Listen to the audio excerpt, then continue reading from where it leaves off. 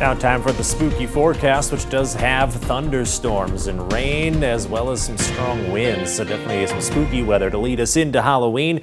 Storms and downpours at first, then some showers overnight. So that initial line is going to be a little on the heavier end, and then things just get a little rainy after that through sunrise.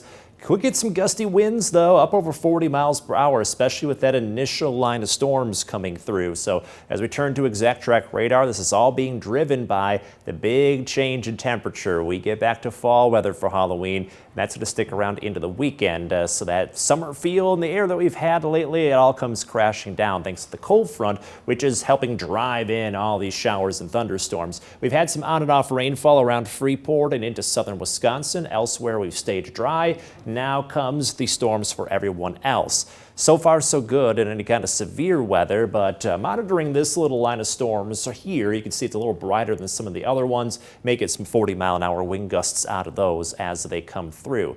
Locally, though, beginning to dry out a little bit around Freeport. Some rain heading towards Beloit. It's probably going to take until after midnight before those storms and showers in Iowa catch up with us. So far so good, and if anything, the risks remain very low for severe weather overnight. That said, heavy rainfall as well as some strong winds still possible as that initial line of storms comes through. So as we turn to future track, again, it'll take until after midnight before we see that line of thunderstorms approach us. Initially, may get some brief downpours as well as some strong winds through about 3 in the morning. Then behind that punch of storms comes just regular rain showers. So a bit of a soggy night ahead. Here we are around sunrise looking at some light rainfall and showers.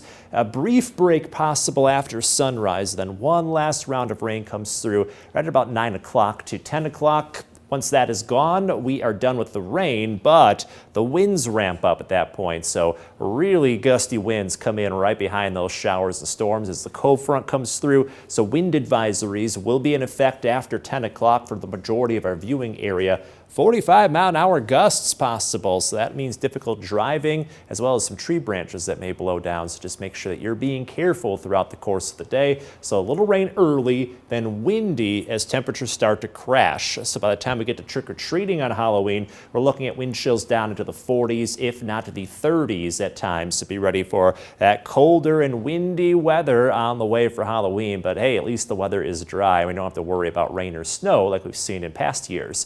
After all of this, quiet Friday with some sunshine and average temperatures, we warm up a little this weekend, and then we see waves of rainfall starting Sunday and lasting into Tuesday. So a nice soggy stretch to put a dent in the drought.